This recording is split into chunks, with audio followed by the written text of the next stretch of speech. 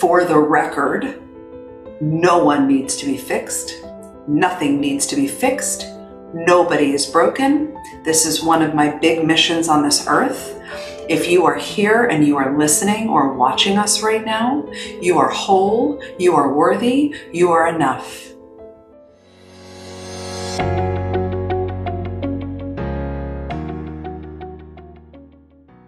Hello there. Hello. How are you? I'm doing great. How are you? I'm doing very well. And who are you? What's your name? I'm Tracy Litt. Tracy Litt.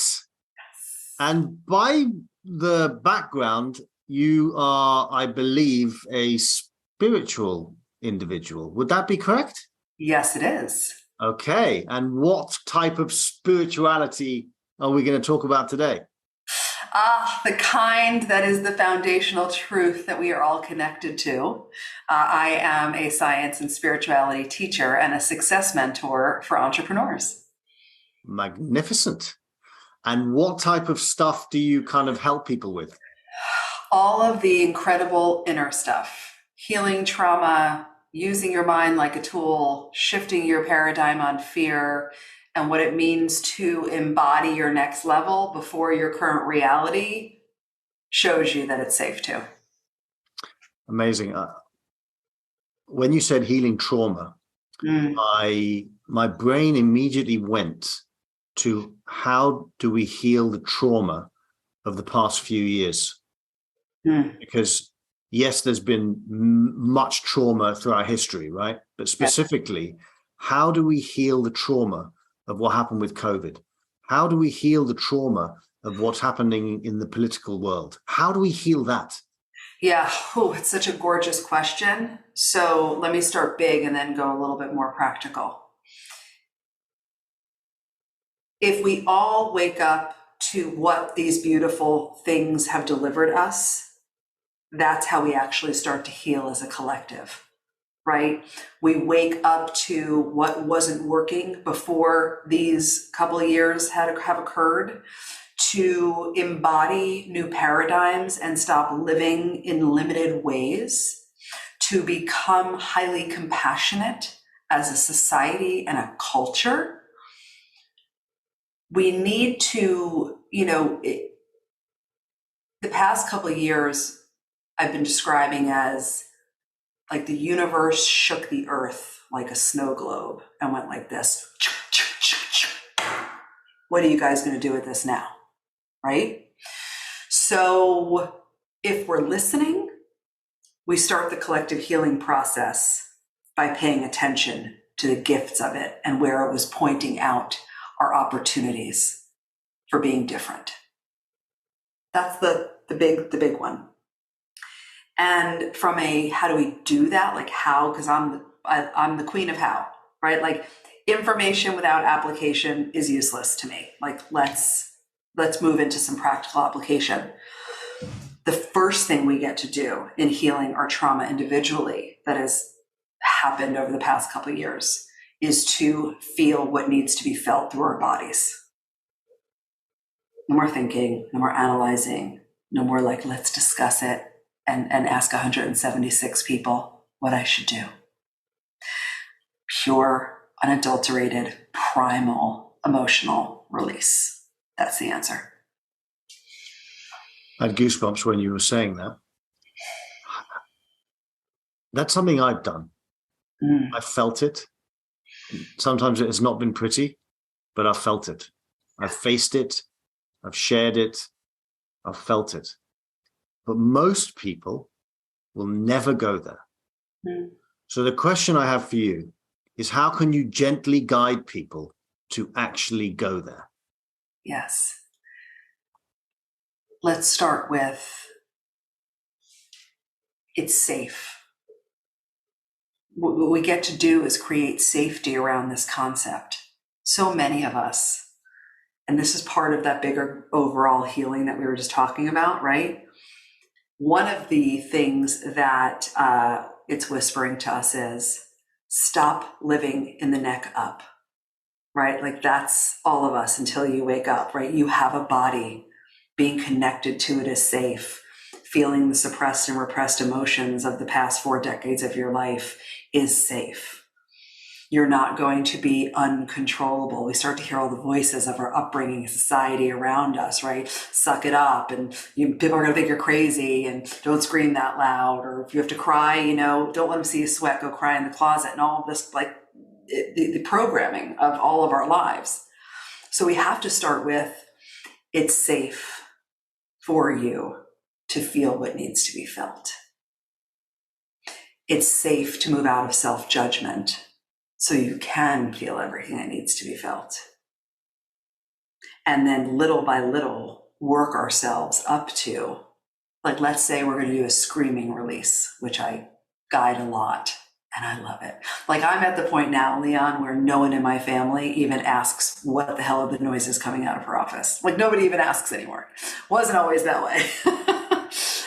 But if we were going to start in that screaming release, it starts with first holding yourself and actually like closing our eyes to breathe first, to breathe into our bodies and give regulation to this beautiful system of ours so that we can give it the safety it needs to do the thing that feels scary, right? Because change itself happens at the speed of safety, and so does healing. If we don't feel safe, our nervous system is like, no. So to give that safety first and then speak into yourself, something like this. You want to play with me? Absolutely. Hand on heart. Put your hand on your heart and your hand on your belly. Close your eyes for a moment if it feels good to you. If not, you can just lower your eyelids and take a deep breath in through your nose. Really allow your belly to fill up, and slowly exhale.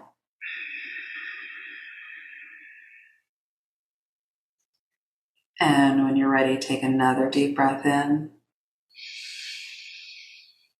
Fill up your belly, keep your eyes closed, and slowly exhale. Now repeat after me with your eyes closed. Hi, body. Hi, body. Thank you, body. Thank you, body. I love you, body. I love you, body. I can feel that we need to release some stuff. I can feel that we need to release some stuff. And I want you to know it's safe. And I want you to know it's safe. It's safe to feel. It's safe to feel. It's safe to let it go. It's safe to let it go. It's safe to be loud. It's safe to be loud. It's safe to release. It's safe to release. And take another deep breath in and hold it at the top. And when you're ready, give a nice exhale. And then with your eyes closed, you can either keep holding yourself or let it go. And then you start to work yourself up to a scream. I'm not going to do a huge scream just to protect your ears for a moment, but just start with a little like, Ah, ah, ah, ah. ah, Yeah, good. More. Ah. ah. Good. So right now what you're doing is you're priming your body. You're letting it know, okay, all right. So you're getting it ready and you're getting it ready. And now I'm going to invite you to open your eyes because I want to show you this. So as we're doing this, for those of you who you haven't felt safe to do it before, and you get your body into that safety, and then you start small, right? And you're basically just kind of leading yourself there. Then when you're really ready to let it rip, we want to be mindful to not hurt our vocal cords. We don't want to just scream into the abyss. So what I want to invite everyone to do is we take our arm, and what we're doing is we're actually screaming into the crease of our elbow. So what it ends up doing, and I'm just going to push back from the microphone so I don't blow your eardrums out. What it ends up looking like is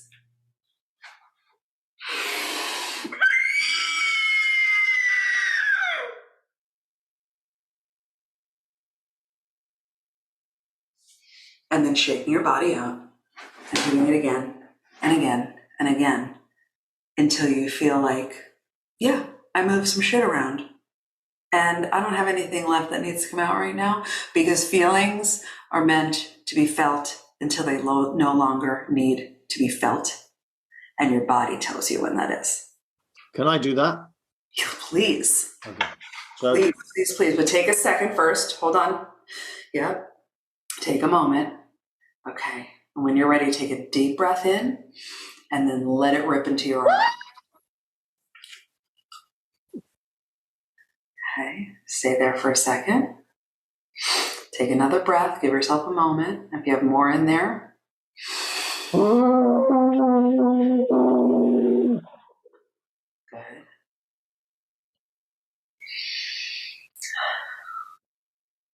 How did that feel? How did the whole thing feel? Yeah, I mean, the whole thing is profound. And I actually had a moment a couple of weeks back where basically I did that. And I, had a moment. It wasn't a pleasant one, but, I let it all out. And it was very cathartic. Wow. I hope that anyone who's listening to this actually did that experience, or if they didn't, they go back and do it. Yes. Because it is, you use the word cathartic. It is cathartic. Mm-hmm. And I want to be careful to stay in my heart, right? In my body and grounded, because I feel grounded now, right? Yes. Because of that. Yes. Because of what you just facilitated. So I want to thank you for that. First of all, I didn't realize I was going to get a therapy session, which is good. I like therapy. I've been to enough therapists to last a few hundred lifetimes. I have to go into my head a little bit here and ask this really important question. You said about safety. You said it's really important to feel safe. Now, clearly, I felt safe with you, and I've done this before, so I was willing to do it. Yes. But on a bigger level, a lot of people don't feel safe. A lot of people don't have a therapist or a counselor or someone to help them feel safe. Mm-hmm. How on earth do they fix or deal with their trauma if they have no one who is safe? Okay, so this is beautiful. And I want to go into one thing you just said first. Use the word fix. And I just would like to clear the deck for the record. No one needs to be fixed. Nothing needs to be fixed. Nobody is broken. This is one of my big missions on this earth. If you are here and you are listening or watching us right now, you are whole, you are worthy, you are enough. It is not because of what you do or who you are. You can't do something outside of yourself to make you more enough, and you can't do anything to make you less enough. And when we are here to answer this bigger global healing call, which is everything, it is an imperative that you come through the healing, growing, and ascending journey through the lens of, this is my purpose as a spiritual being having a human experience, not, I'm going to do all of this because I need to be fixed and I need to become enough and I need to make myself better because there's something wrong with me. The difference in those two things, the I need to be fixed is a very low level consciousness lens. It is a very disempowering, behind the 8-ball lens to see the healing, growth, and expansion work from, versus, oh, I understand my purpose now. Because our purpose is not what we monetize, it's not what we do for a living, and it doesn't live on a mountain somewhere outside of us. Our purpose as spiritual energetic beings in this human experience is, in fact, to do the work, to heal, to grow, and expand, so that we can see with new eyes and hear with new ears and have new lenses on life and shift our identity, because the things that occurred to us from young age that created trauma to the most recent 3-year stint we've all been on of trauma happening, it influences your worldviews, your belief structures, your attitudes, your states of being, and who you be in the world, right? So it's just so important that before I answer the safety thing, we're just done having this low-level dialogue about, I need to be fixed, right? Like, if I could get the world to stop playing the I'm not enough game, I will die in peace. So when it comes to safety, it's first recognizing you can actually create safety for yourself so that you can feel safe enough to seek out support and community. Whether it's a therapist, a counselor, right? I'm a coach and a hypnotherapist. I group programs in private. There's so many of us. I mean, the personal growth, healing, and human development industry is an amazing place of service. So don't allow the fear of not feeling safe and the not feeling safe prohibit you from asking for the help you need, from reaching out and investing your time, your energy, and your money in yourself with help of a guide, right? Which is how I see all of us. And then use different nervous system regulation tools to help you create the safety you need, right? Like breathing, like screaming, like heavy weighted blankets, like tongue circles, like putting your feet in the grass, like taking a bath, like hugging someone who you feel super close to or safe with for long enough for the oxytocin to release. And you feel like, oh, I can just lay here now. Like that. We have to take responsibility. Like radical personal responsibility is like number one. It's interesting. You said that we could all find a way to find someone to feel safe within, right? Mm-hmm. My story is I never really felt safe as a kid growing up, et cetera, et cetera. And I never had anyone to feel safe with. Mm. However, the emotional pain got so bad that it forced me to, which is what you're basically saying, it forced me to seek out someone who I could feel safe with, mm-hmm. which turned out to be the first ever therapist I went to. Yes. So I love the fact that you said that there's always a way, right? And sometimes people are like, oh, they don't want pain. They don't want to deal with any emotional pain. But sometimes emotional pain is what actually cracks us open to change everything. Yes, and always, not even sometimes. What I love about what you're saying is, first of all, the only problem with pain is the fact that you judge it as wrong, so you run from it. Right? Again, like we're really having conversation about things live in our third dimension of consciousness, like that's all you know. And then you rise up in consciousness levels into recognizing that like pain isn't negative. It's our judgment of the pain, our unwillingness to feel what we deem as shitty emotions. So then we avoid and we run from it versus the embracing of, okay, this humanness thing, this part over here, emotional expression is human. There's a whole spectrum of what I get to feel. Whether it's pride and boasting, I rock this is amazing, and I'm gonna scream it from the rooftops, all the way through the depths of sadness and rage and turmoil, embarrassment, right? Like one of the most important requirements to like living our best life and feeling the levels of holistic success we can is our ability to not judge our emotions so that they can be felt, so that we show up in the fullest expression of who we are 100% of the time. That's the goal. And why do you think that there are so many of us who never get to that place of even touching the possibility of, I want to be careful with the words I use, touching the possibility of freeing themselves? We weren't there yet. Like everything's evolutionary, right? And progressive. And part of the gift of what started this whole magnificent dialogue of like, okay, how do we heal from this big thing? It's starting to do that. It's starting to rise in our consciousness, in our willingness. We have things available to us now to do this beautiful work within ourselves, for ourselves, and with guides that we didn't have 20 years ago. We couldn't have had this conversation, right? Like until something becomes, it's like when you know better, you do better. We just didn't know what we didn't know, because that's literally how evolution occurs. So now we are sitting in a place where it's available to you. And if you are at a place where you're willing, your awareness starts to open and you actually start to see the opportunities, the invitations. Maybe it's you're overhearing a conversation and you're like, "Ooh, I heard a podcast that's so-and-so. I'm going to come listen to that." And then this turns into, "Ooh, I'm going to go look at his thing or her thing." And just the world around us informs what's available to us, right? And I don't think it's why haven't people yet? It wasn't available then the way it is now.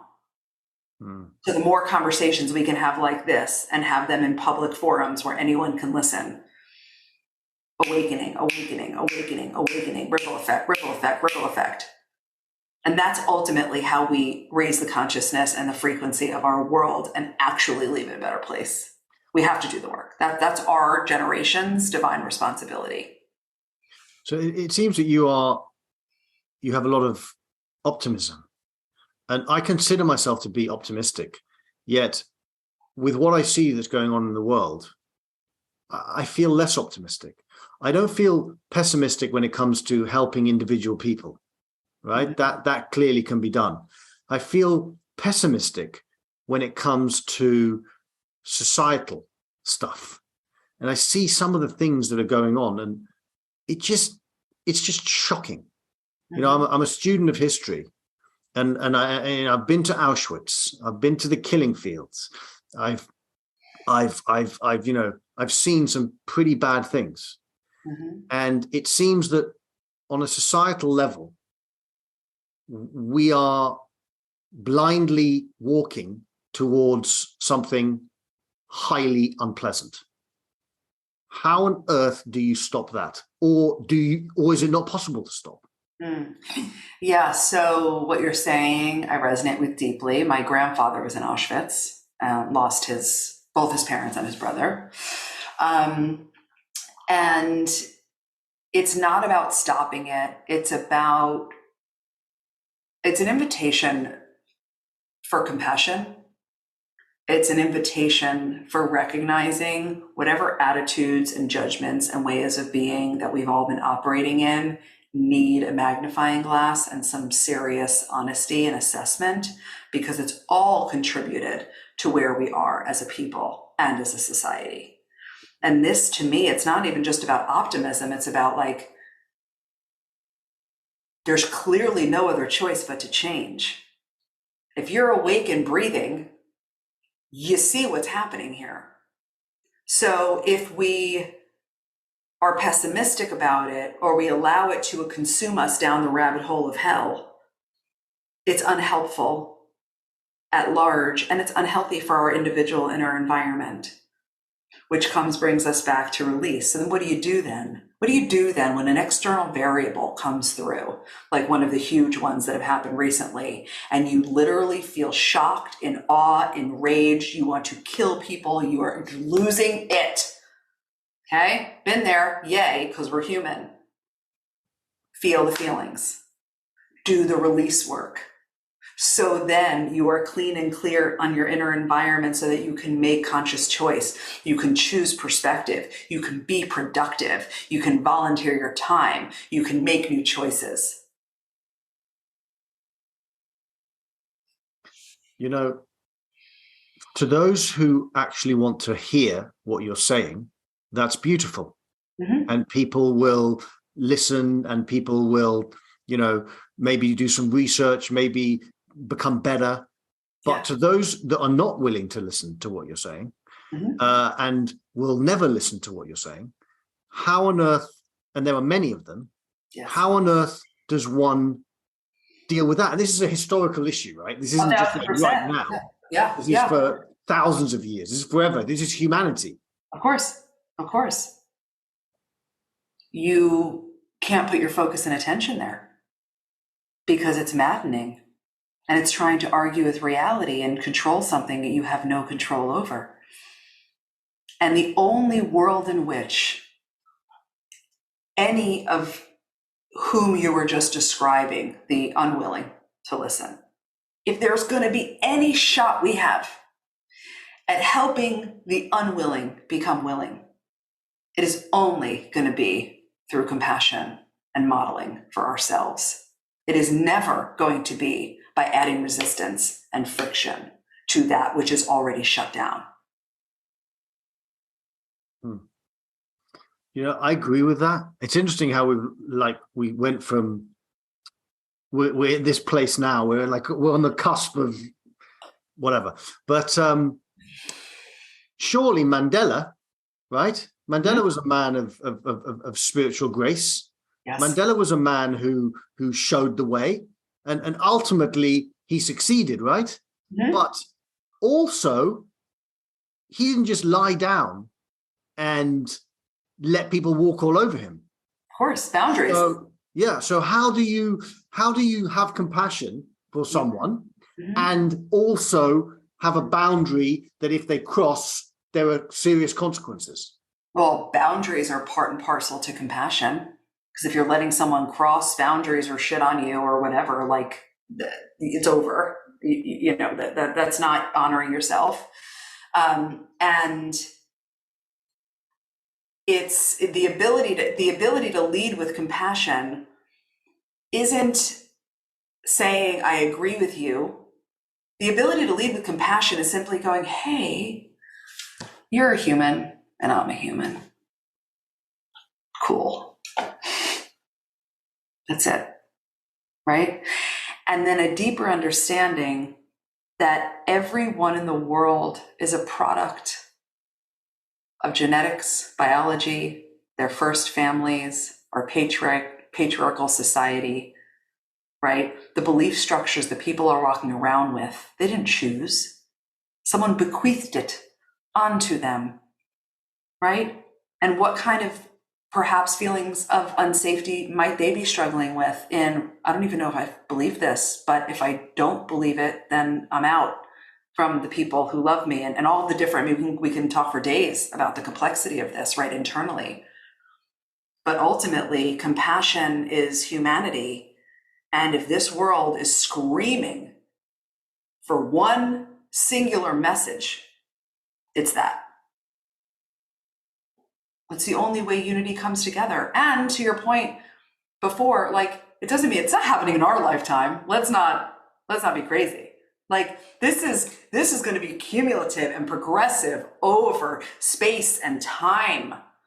And our intention is to make a significant dent, just like a significant dent. Oh, and then another generation makes another significant dent. Patience. I have a question. To me, it's profound, and maybe you can answer it. We shall see. I've spent a good 24 years working on myself. I have had the privilege of travel. I've had the privilege of reading hundreds of books. I've had the privilege of being able to go to therapy. I've had the privilege of following gurus in India. I've just done a lot of things. And I'm beginning to ask myself, what is it that I can actually do with all the wisdom that others have instilled in me and that I have seeked, whatever, that's the wrong word, but what is that thing? Like, I sometimes feel, what is it? What can one do with the wisdom that clearly you have to help people? Thing one, embody it. To know and to not do is to not know, Buddha said, not Tracy Litt. But really embody it, because to have the wealth and the depth of the experiences you've had and not be the embodiment of it feels like a disservice to me. Right? Yeah. And then the second piece is, through your embodiment, you're creating a ripple effect, because nothing creates massive impact faster than who we be and how people feel in our presence and our ability to entrain energy and co-regulate alongside other people. And then if you want to take it further than that, open spaces for the safety, for the dialogue, circles, people, whether it's your living room or you want to rent out a stadium. I don't care. Whatever feels better to you. Just do it. Because that's how we answer this big call. As you were saying that, I had goosebumps again. Yay. So that's a good thing. Yes, that's affirmative. a good profound answer to what I think is a profound question. How can the person who is just starting on this journey of awakening, how can they take the first step to waking up?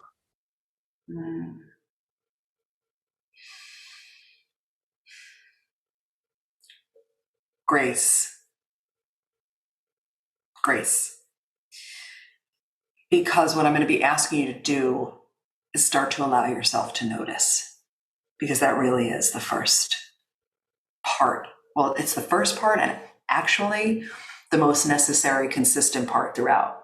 Our ability to notice, our ability to cultivate our own awareness and the awareness of who we be and how we react to things and the opportunities we have to be better or different.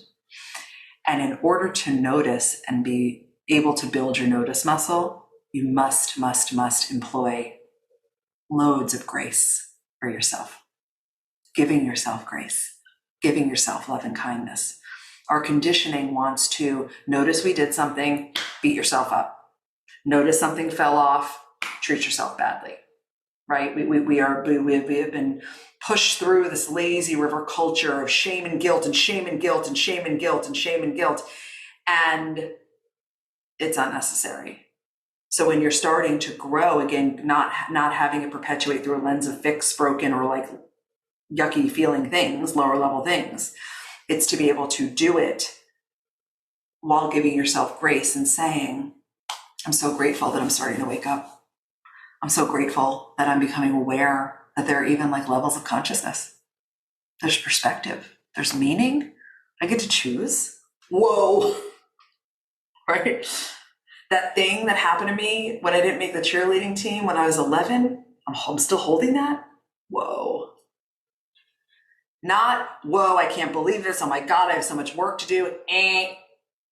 Whoa. That's so interesting. I'm really proud of myself. I love myself. Go you. Go you for noticing. Go you for being honest. That's where we need to start. And do you think that there are any people out there who are so consumed?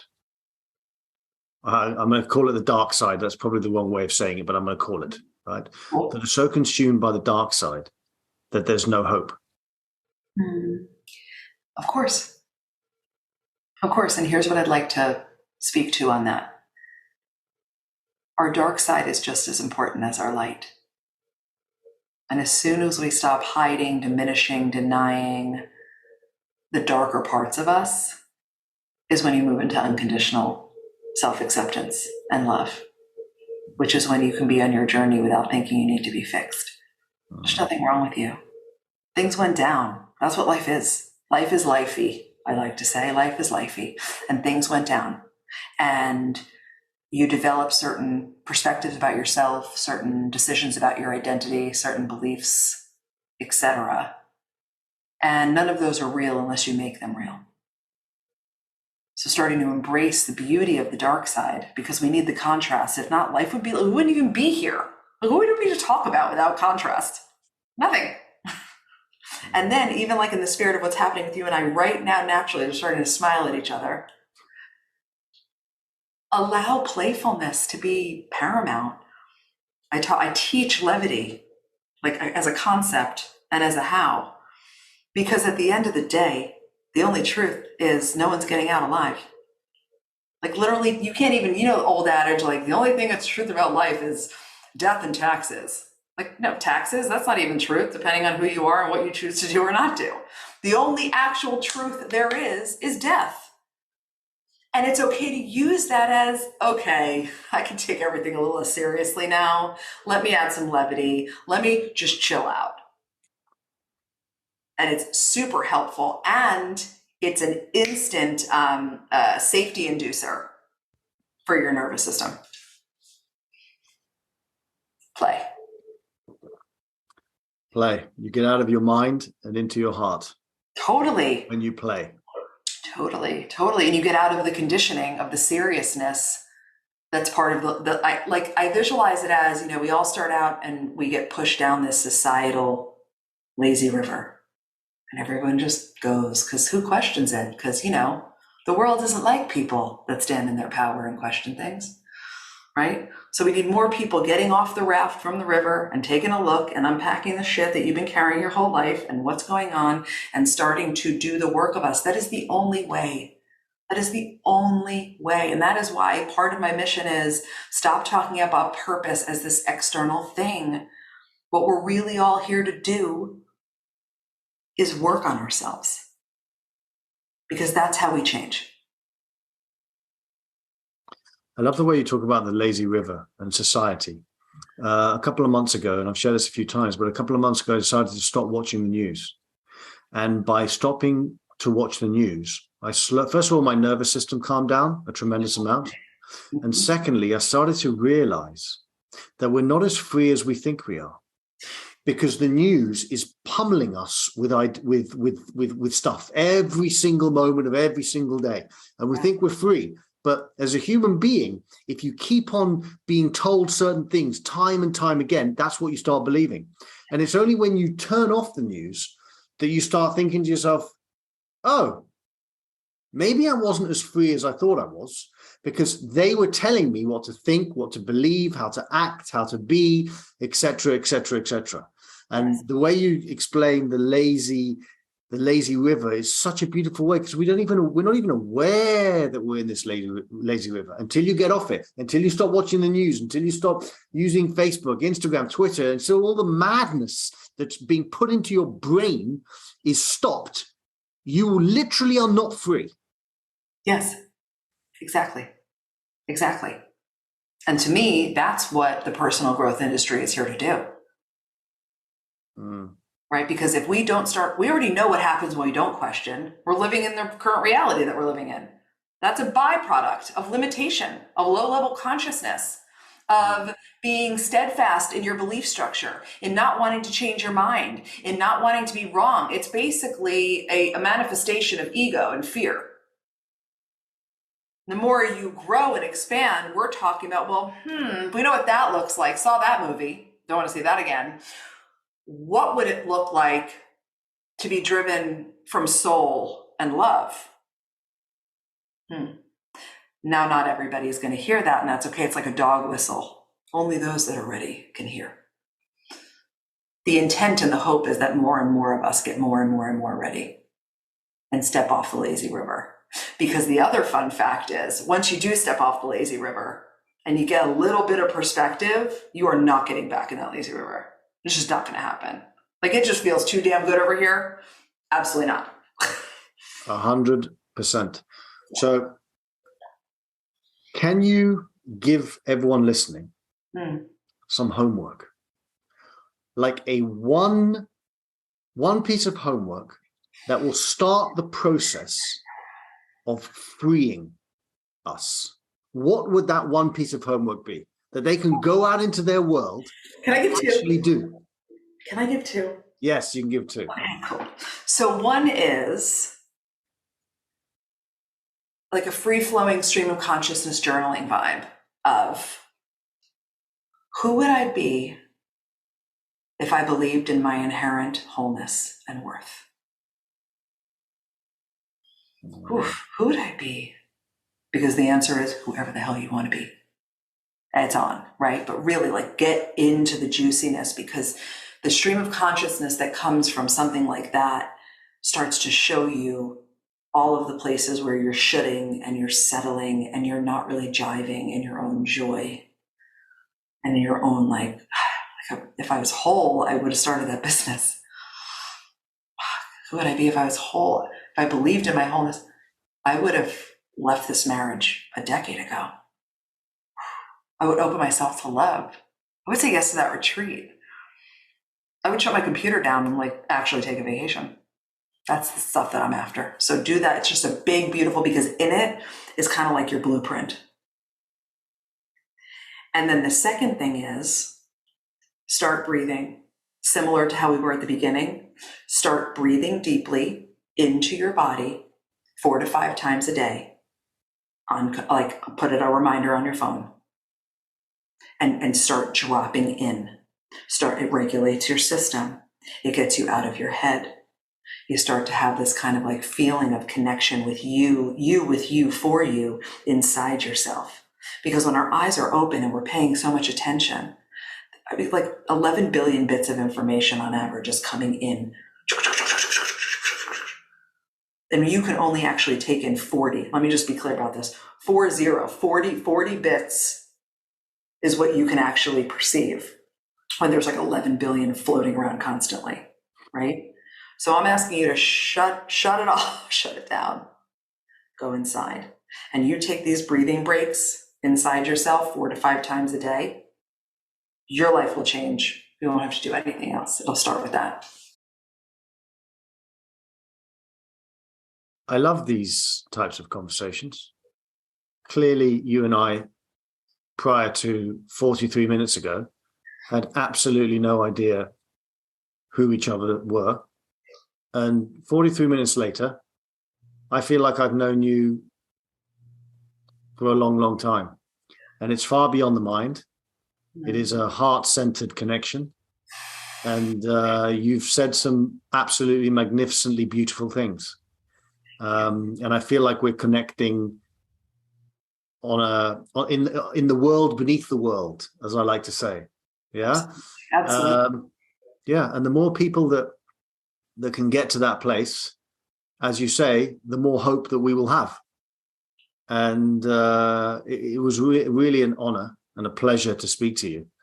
And I thank you. And I hope that everyone who heard this conversation will actually do those two things. And the third thing, actually, which is what we did first, which was the screaming stuff, which was really powerful. If one person, I know it's a cliche, but honestly, if one person wakes up because of listening to this conversation, because of listening to what you shared with us, then we're one person closer to the madness being eradicated. That's right. That's right, because that's how we do this whole big world change thing. It feels counterintuitive because we want to change the world and we think we have to do this like one fell swoop action that's going to trigger all of this change at once. That is not how it actually works, right? It is individual consciousness, healing, and awakening that creates then ripple effect that then ultimately changes everything. It's amazing. And I also just want to reflect back to and be with you. I feel that fully, like our souls are having a conversation while our heads are having a conversation. And it's amazing. It's amazing. I'm so grateful that I was invited here. Thank you for coming. Thank you. Hello everyone, it's Leon here, aka The Kindness Guy. If you like my videos, which I hope you do, don't forget to press the subscribe button and also to ring the little bell so that the notifications notify you that I have a new video out in the world.